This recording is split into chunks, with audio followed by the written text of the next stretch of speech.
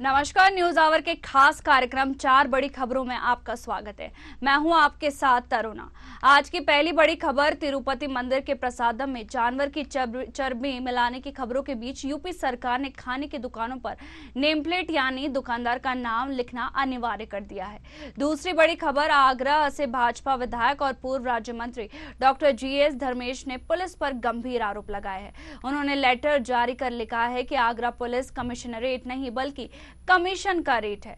तीसरी बड़ी खबर, मध्य प्रदेश की राजधानी भोपाल में CM मोहन यादव की अध्यक्षता में मंत्रालय में अहम बैठक हुई। इस दौरान फैसला लिया गया। वहीं चौथी बड़ी खबर, मध्य प्रदेश में लगातार बच्चों के साथ दुष्कर्म की घटनाएं सामने आ रही है। नाबालिग बेटियों के साथ लगातार बढ़ती रेप की घटनाओं को लेकर पूर्व मंत्री और बीजेपी विधायक उषा ठाकुर ने कहा, मेरी प्रार्थना है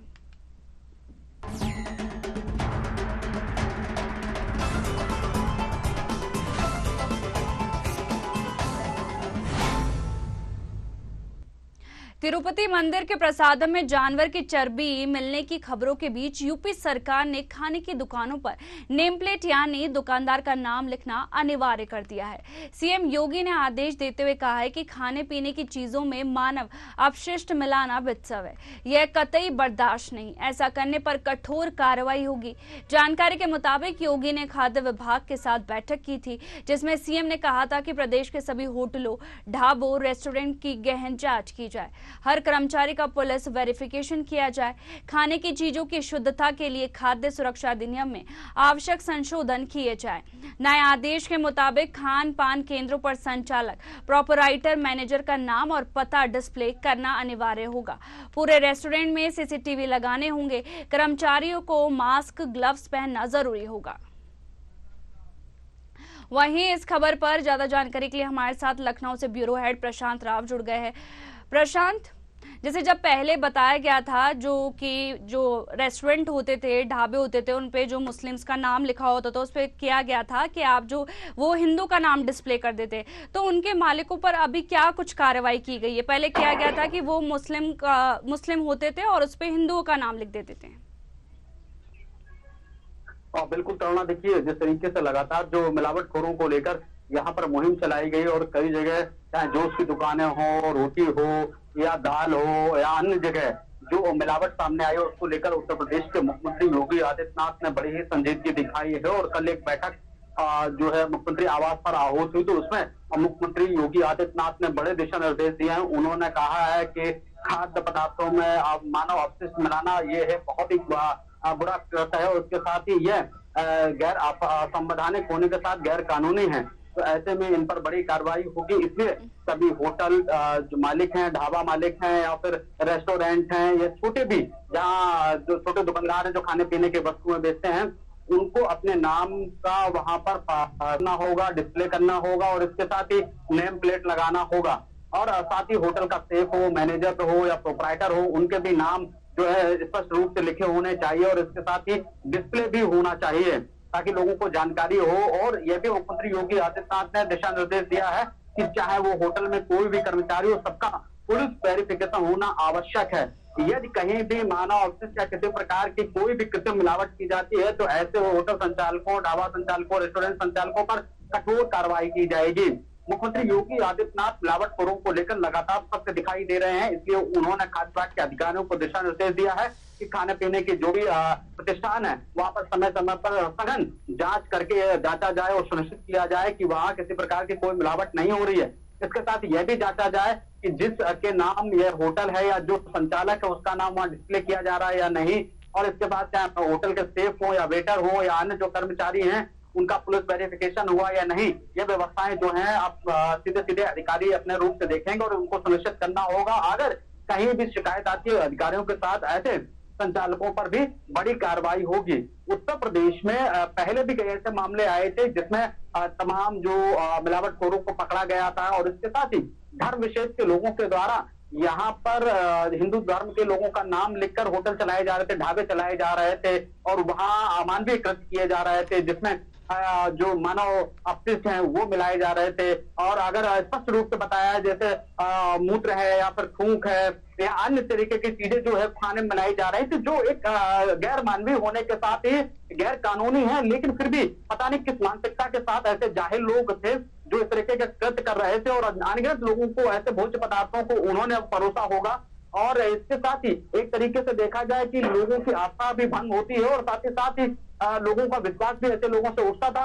लेकिन अब मुख्यमंत्री योगी आदित्यनाथ ने बड़ा कदम उठाया है और ऐसे लोगों को सख्त चेतावनी भी हो गई है। और वहीं खाद्य विभाग को भी दिशा निर्देश दे दिया गया है कि होटल हो या रेस्टोरेंट हो या फिर तमाम जो खाने पीने की जहां पर दुकानें हैं वहां पर सघन जांच की जाए और वहां के जो कर्मचारी हैं उनका भी वेरिफिकेशन देखा जाए और उनके नाम की प्लेट उनकी ड्रेस पर लगा होना आवश्यक कर दिया गया है। और इसके साथ ही होटल में जहां लोग खाने के लिए बैठते हैं वहां पर भी एक लिस्ट लगी होगी जहां पर यह साफ लिखा होना चाहिए कि संचालक कौन है, इसका मैनेजर कौन है, स्पेस कौन है और उसके साथ ही वेटर कौन कौन लोग हैं, उनके भी नाम वहां लिखे हों ताकि लोगों की विश्वसनीयता बनी रहे। जी प्रशांत, आप हमारे साथ बने रहिएगा।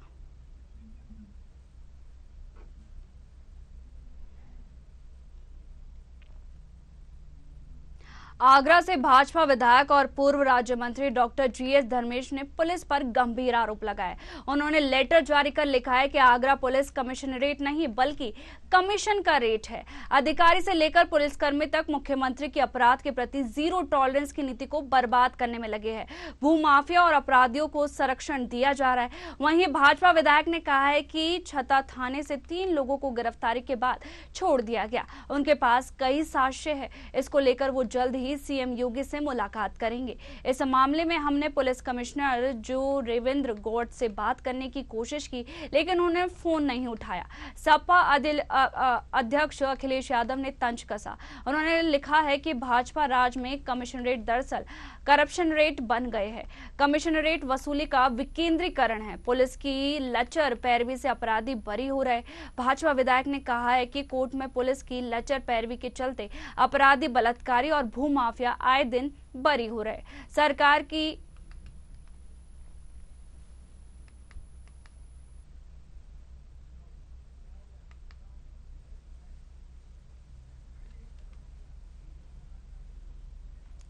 वहीं इस खबर पर ज्यादा जानकारी के लिए हमारे साथ लखनऊ से ब्यूरो हेड प्रशांत राव जुड़ गए हैं।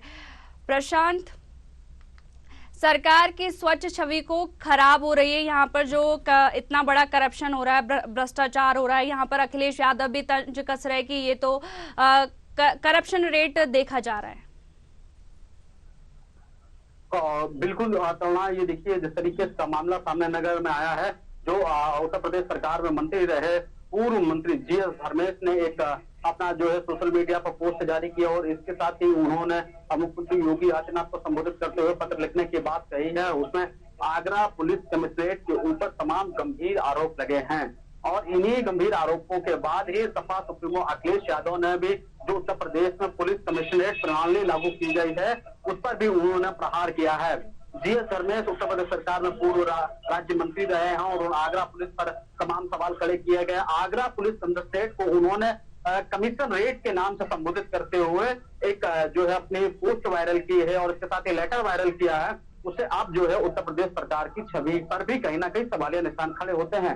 जीएस धर्मेश कोई पहले आदमी नहीं है जिन्होंने अधिकारियों की मनमानी को लेकर पत्र लिखा हो। इससे पहले भी दर्जनों ऐसे विधायक हैं, सांसद हैं जिन्होंने यहाँ अधिकारियों की मनमानी को लेकर पत्र लिखा था। अभी हाल में ही सिद्धार्थनगर के सौरभगढ़ से विधायक विनय वर्मा ने उन्होंने भी मुख्यमंत्री योगी आदित्यनाथ को वहां की एसपी के खिलाफ भी, प्राची सिंह के खिलाफ भी कई बार अवगत कराया और इसके साथ ही संबंधित आईजी जोन, डीआईजी जोन को भी अवगत कराया। लेकिन विनय वर्मा की बात नहीं सुनी गई। उसके साथ ही विनय वर्मा ने सरकार के ऊपर और इसके साथ ही तमाम अधिकारियों के ऊपर यह भी कहा कि हमने कई बार शिकायत की, उसके बाद कोई कार्रवाई ना हुई, वो धरने पर भी बैठ गए।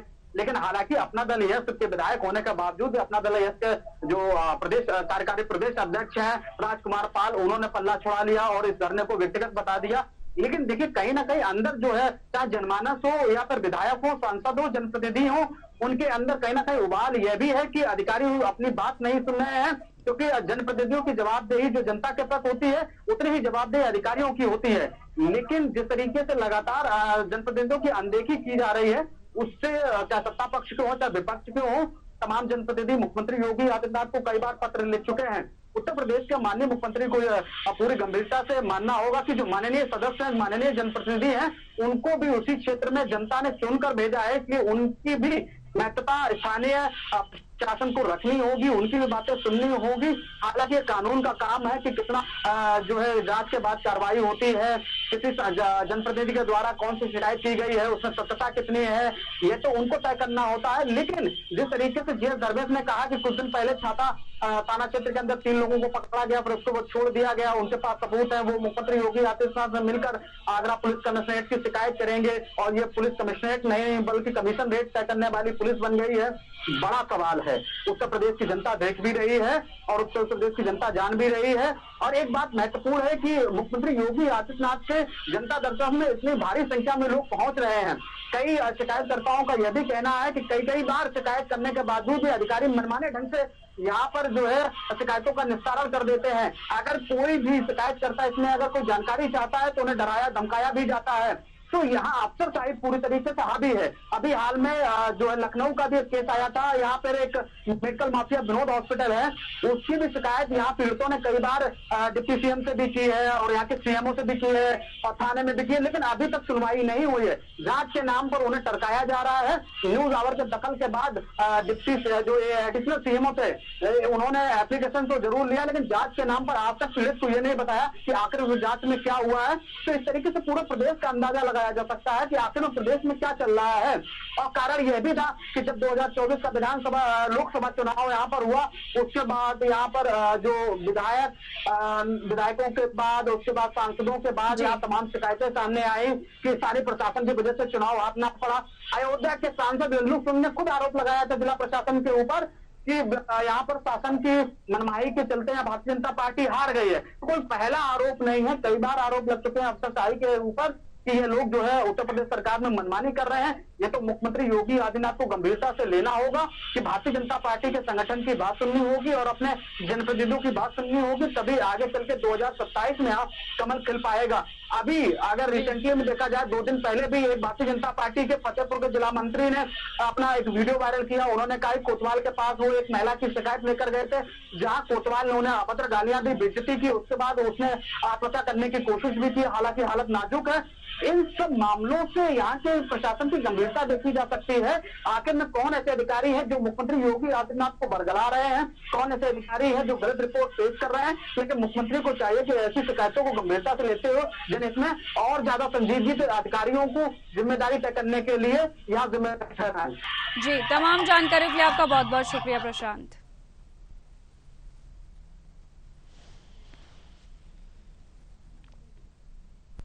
मध्य प्रदेश की राजधानी भोपाल में सीएम मोहन यादव की अध्यक्षता में मंत्रालय में अहम कैबिनेट बैठक हुई। इस दौरान फैसला लिया गया कि गई मध्य प्रदेश विधानसभा के अध्यक्ष और नेता प्रतिपक्ष अब अपना इनकम टैक्स खुद भरेंगे। अब तक विधानसभा के अध्यक्ष और नेता प्रतिपक्ष का इनकम टैक्स सरकार भरती आई है। कैबिनेट की बैठक में किसान ई प्रोक्योरमेंट पोर्टल पर सोयाबीन खरीदी के लिए कराए जाने वाले पंजीयन को मंजूरी दी गई है। सरकार ने इसके साथ ही एमएसपी रेट हाउस को तोड़कर 102 नए विधायक आवास बनाने की भी फैसला लिया है और इसके लिए 149 करोड़ रुपए की मंजूरी दी है। इसके साथ ही मुख्यमंत्री डॉक्टर मोहन यादव ने कहा कि 5 अक्टूबर की मंत्री परिषद की बैठक दमोह जिले के सिंग्रामपुर में होगी। यह रानी दुर्गावती के प्रति राज्य सरकार की ओर से सम्मान का प्रकटीकरण है। संग्रामपुर वीरांगना रानी कमलापति की राजधानी है। आज मुख्यमंत्री डॉक्टर मोहन यादव जी की अध्यक्षता में कैबिनेट की बैठक संपन्न हुई है और जिसमें बहुत ही महत्वपूर्ण फैसले हुए हैं। विधायकों का विश्राम गृह आप सब जानते हैं कि काफ़ी पुराना 1958 में जो बन के तैयार हुआ था वो पर्याप्त नहीं है। जिस तरह से लोग विधायकों के पास आते हैं 1 BHK के वो कमरे 2-2 कमरे अलॉट होते हैं और उसको लेके विधायक काफ़ी असुविधा महसूस करते थे। तो आज कैबिनेट ने 159.13 करोड़ की स्वीकृति दी है। हमारे विधानसभा अध्यक्ष जी ने भी इस बात को शासन के सामने रखा था कि विधायकों के लिए नए आवास बनाए जाएं। तो 2 ब्लॉक को हम नवीन वो जो पारिवारिक खंड है उनको हटाएंगे और वहाँ पर फ्लैट्स बनाएंगे। विधानसभा अध्यक्ष और उपाध्यक्ष, जैसा कि आप सबको मालूम है कि मध्य प्रदेश सरकार के जितने मंत्री हैं उन्होंने अब उनका इनकम टैक्स जो पहले शासन की ओर से भरा जाता था, अब वो मंत्री स्वयं अपना इनकम टैक्स भरेंगे, ये निर्णय हो चुका था। आज के कैबिनेट ने विधानसभा के अध्यक्ष, उपाध्यक्ष और नेता प्रतिपक्ष तीनों का इनकम टैक्स वे स्वयं भरेंगे। ये आज प्रस्ताव जो आया था उन्हीं की तरफ से आया था विधानसभा में। आपको ध्यान होगा कि अध्यक्ष जी ने भी कहा, फिर उपाध्यक्ष जी ने भी कहा, फिर नेता प्रतिपक्ष जी ने भी कहा। आज कैबिनेट उसको। वहीं इस खबर पर ज्यादा जानकारी के लिए हमारे साथ भोपाल से संवाददाता सत्यम शर्मा जुड़ गए। सत्यम, आज सीएम डॉक्टर मोहन यादव की कैबिनेट की बैठक हुई और उसमें क्या मानव अधिकार के पैरोकार बीजेपी की बात से सहमत होंगे क्या? देखिए, कैबिनेट बैठक सीएम डॉक्टर मोहन यादव की हुई है, जिसमें कई निर्णय लिए गए हैं। उन निर्णयों में से पहला निर्णय ये है कि जो अगली दशहरा के दौरान सशस्त्र बल की जो पूजा होगी, वो मंत्री अपने अपने विभागों की अपने अपने प्रभारी जो मंत्री है वहां जिले में पूजा करेंगे, सशस्त्र पूजा करेंगे। इसके साथ साथ ही जो अगली कैबिनेट बैठक होगी वो दमोह की सिंगापुर में होगी, चूंकि रानी दुर्गावती का वो राजधानी मानी जाती है और वीरांगना रही है वो, तो ऐसे में दमोह के सिंगापुर में बैठक का आयोजन किया जाना है। अब देखिए, कैबिनेट बैठक के कई निर्णय में हमने सुबह भी बात की थी कि सोयाबीन को लेकर के कृषि संबंधित बैठक हो चल सकती है और इस पर प्रस्ताव पर मुहर लग सकती है। देखिए, मध्य प्रदेश के इतिहास में पहली बार हुआ है जब सोयाबीन को भारत सरकार ने एमएसपी रेट पर उपार्जन करने की अनुमति दी है और 4892 रुपए प्रति क्विंटल के हिसाब से इसका सोयाबीन का उपार्जन किया जाएगा। सोयाबीन के जो दिनांक रखी गई है वो 25 से लेकर 20 अक्टूबर तक पंजीयन की दिनांक रखी गई है और उसके बाद जो 25 अक्टूबर से उपार्जन की तिथि चलेगी और 31 दिसंबर तक चलेगी।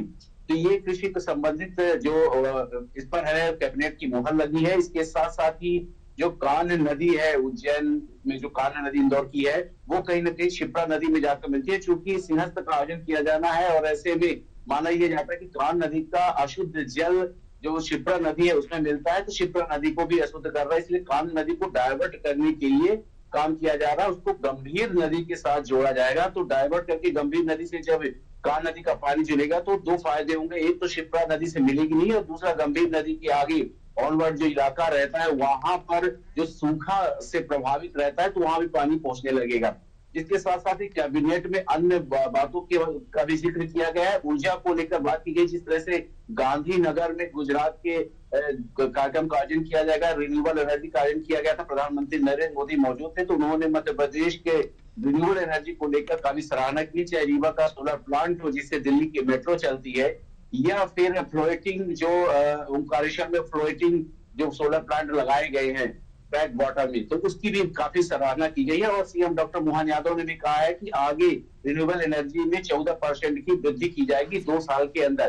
पिछले 12 साल में देखा गया है कि 14% की रिन्यूएबल एनर्जी में वृद्धि हुई है, वही आगे ऐसा माना जा रहा है कि 2 साल के अंदर अभी 14% की वृद्धि की जानी है। यानी अब देखिए, और एक सोयाबीन को लेकर एक और विशेष खबर यह है कि 1400 उपार्जन केंद्र बनाए जाएंगे। मार्कफेड इसमें खरीदी करेगा, 1100 करोड़ रुपए मार्कफेड बैंक से उधार लेगा, 7,000 करोड़ रुपए केंद्र सरकार जो सोयाबीन के रेट के लिए है वो देगी। इसके साथ ही 1400 केंद्र जो उपार्जन के हैं वो बनाए जाएंगे और 13.68 लाख मीट्रिक टन खरीदी की केंद्र सरकार ने अनुमति दे दी है। 7,000 करोड़ रुपए केंद्र सरकार इसके लिए देगी। तो किसानों के लिए एक बहुत बड़ी खुशखबरी मानी जा रही है। इस बार माना जा रहा है करीब 50 लाख टन सोयाबीन का उत्पादन मध्य प्रदेश में हुआ है।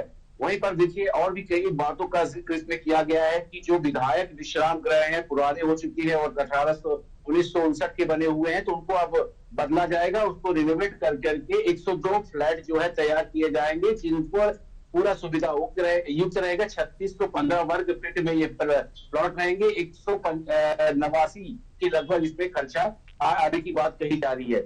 और जो ये फ्लैट रहेंगे वो विधायकों को खंड वाइज खंड अलग पीडब्ल्यूडी विभाग द्वारा इसका निर्माण किया जाएगा और पीडब्ल्यूडी इसको देकर के जब ये कंप्लीट होगा तो दूसरे खंड तैयार किए जाएंगे। मतलब 102 पहले पीडब्ल्यूडी बनाएगा, उसके बाद दूसरे बनाए जाएंगे। इसके साथ साथ ही अन्य योजनाओं को लेकर भी कैबिनेट में मंजूरी दी गई है। और विशेषकर जो बात रही है दमोह में जो कैबिनेट बैठक होनी है, उसमें एक कैबिनेट में एक और महत्वपूर्ण बैठक ये भी हुई है कि जो नीमच क्षेत्र है वहां पे हालांकि 4 लेन का बाईपास बना है, लेकिन जो अंदर से सड़क जाती है उसमें चूंकि ट्रैफिक का ज्यादा रहता है और ऐसे में वाहनों के ज्यादा प्रभाव के कारण उसको भी फोर लेन किया जा रहा है। तो उसके लिए भी जो पैसा है वो आवंटित किया गया है और नीमच में भी ये बहुत बड़ी खुशखबरी है कि जो अंदर का वाहन है वो उसको फोर लेन करने के बाद कहीं न कहीं ट्रैफिक व्यवस्था से निजात मिलेगी। तो कुल मिलाकर कैबिनेट में आज कई महत्वपूर्ण निर्णय लिए गए हैं, जिसमें से नीमच का है और सोयाबीन के उत्पादन के लिए निर्णय लिया गया, विधायकों के विश्राम गृह बनाने के लिए निर्णय किया है और जो विधानसभा अध्यक्ष नेता प्रतिपक्ष खुद से अपना जो उनका आयकर रिटर्न रहता है वो भरेंगे। तो ऐसा भी निर्णय लिया गया। पहले भी ये बातें कही गई थी, हालांकि उसके प्रस्ताव पर मुहर भी लगा दी गई है। जी सत्यम, आप हमारे साथ बने रहिएगा।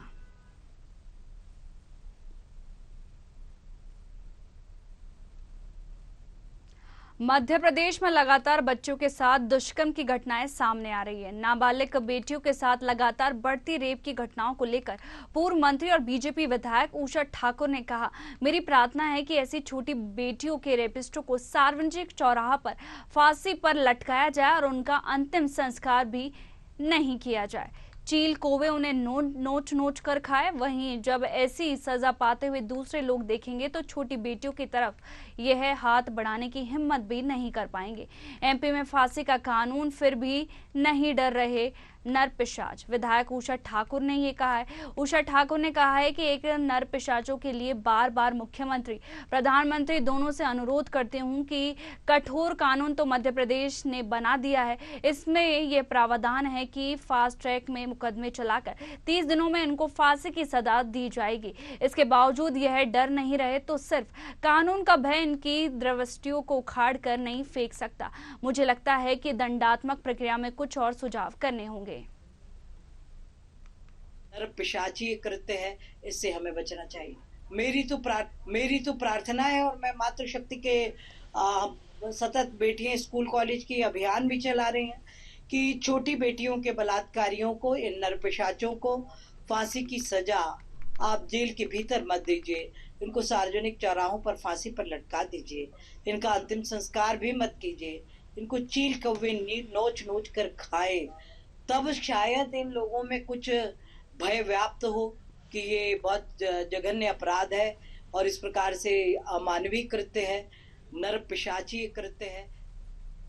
वहीं इस खबर पर ज्यादा जानकारी के लिए भोपाल से संवाददाता सत्यम शर्मा जुड़ गए। सत्यम, बच्चों के साथ दुष्कर्म की घटना बढ़ती जा रही है और इसी पर उषा ठाकुर ने कहा है कि जो बच्चों के साथ दुष्कर्म करते हैं उनको फांसी की सजा दी जाए और उनका अंतिम संस्कार भी नहीं किया जाए। साथ ही उन्होंने कहा है कि उनको जो कौवे है वो नोच नोच कर खाए। देखिए, हाल में ऐसी कई घटनाएं हो गई जिसके बाद कहीं न कहीं आम जनता में आक्रोश है। इसके साथ ही उषा ठाकुर जो पूर्व मंत्री रह चुके हैं और प्रेजेंट में मऊ से विधायक है, उन्होंने साफ तौर पर बयान दिया है। हालांकि ये बयान जो है आपत्तिजनक भी बताया जा रहा है और इसे माना जा रहा है कि जो कोर्ट है वो निर्णय लेता है कि किस तरह से फांसी की सजा दी जानी है या क्या अपराधी पर किए जाने हैं। मुरैना में जो हाल ही में घटना हुई उसको लेकर के जो पीसीसी चीफ जीतू पटवारी है उन्होंने भी निशाना साधा, कांग्रेस पार्टी के नेताओं ने निशाना साधा है और मोहन सरकार को साफ तौर पर यह निशाना साधा गया है। आप देखिए, उषा ठाकुर जो है उन्होंने साफ तौर पर कहा प्रधानमंत्री नरेंद्र मोदी और जो सीएम डॉक्टर मोहन यादव उनसे अनुरोध किया है कि इतनी कड़ी कार्रवाई के बाद भी, इतने कठोर कानून के बाद भी अब तक अपराध नहीं रुके हैं। जो बच्चियों के साथ बलात्कार दुष्कर्म की घटनाएं होती हैं उससे कहीं न कहीं देश में जो जनता है उसमें आक्रोश है और ऐसे नरपिशाचियों को बीच चौराहे पर मरने के बाद देखिए उनको कहां पे रखा गया, कैसे किया गया, ये सब पता नहीं चलता। तो आम जनता को पता चलना चाहिए। नरपिशाचियों को बीच चौराहे पर टांग के उनको जो कौवे हैं, जो चील है वो नोच के खाएं। तो ऐसे से शायद लोगों में जो है डर का माहौल बने और ऐसे में जो नरपिशाची है वो ऐसी दुर्घटना करने से इनकार करें। अभी देखिए, मुरैना में जिस तरह की दुर्भाग्य घटना हुई है उससे कहीं न कहीं आम जनता में आक्रोश है। एक बालिका के साथ एक चरवाहे ने जो है वो भी बकरी चराने गई थी, उसके साथ दुष्कर्म की घटना की और उसको उसी हालत में छोड़कर जिस तरह से भागा और उसके बाद उनके चाचा और जो पंजीयन थे उन्होंने इस पर कंप्लेन दर्ज कराई है। अभी देखिए किस तरह से खून से लथपथ बच्ची थी और इस तरह की दुर्घटना के बाद कहीं न कहीं सभी आम जनता का मन द्रवित है और इसके कारण आक्रोश भी है। मध्य प्रदेश की राजधानी भोपाल में भी ऐसी कई घटनाएं हो चुकी हैं जिसके बाद हिंदू संगठनों ने निजी स्कूल के सामने प्रदर्शन किया था। कांग्रेस कार्यकर्ताओं ने कल एक निजी स्कूल के सामने प्रदर्शन किया था। शिक्षक जिनको माना जाता है कि मार्गदर्शन देंगे, वही जब इस घटना को अंजाम दे रहे हैं, तो ऐसे में शिक्षा के मंदिर में जब बच्चियां सुरक्षित नहीं है तो कहाँ सुरक्षित होंगे। ऐसे में माना जा रहा है कि इस तरह की जो घटना हुई है, इस पर हालांकि अभी कठोर कानून में फांसी तक की सजा है। 30 दिन के अंदर स्पेशल कोर्ट के जरिए इस पर परिणाम लाने की बात कही गई है और जो आरोपी होते हैं उनको फांसी की सजा दी जाती है। लेकिन कानून का अपना नियम होता है कि एक व्यवस्थित ढंग से पैरवी होती है, हर चीज का चालान पेश किया जाता है या जो आरोपी को रिमांड लिया जाता है। तो तमाम प्रोसेस के तहत जब आरोपी सिद्ध हो जाए, क्योंकि नियम में ये है कि एक हजारों आरोपी छूट जाए तो कोई बात नहीं, एक जो आरोपी नहीं होता है, जो निर्दोष होता है, वो कहीं ना कहीं फांसी के फंदे या अन्य गतिविधियों में तक नहीं पहुंचना चाहिए कानून के अनुसार, तो उसी कानून का पालन करती है। लेकिन अगर सिद्ध है आरोप तो उसको तुरंत फांसी की सजा दी जाए। और जिस तरह से बात की जा रही है ठाकुर, हालांकि चौराहे पर लटकाना ये सब संस्कृति में नहीं है, भारतीय संस्कृति में ना ही कानून पे इस पर आपत्ति जताई जा सकती है। जी, तमाम जानकारियों के लिए आपका बहुत बहुत शुक्रिया सत्यम।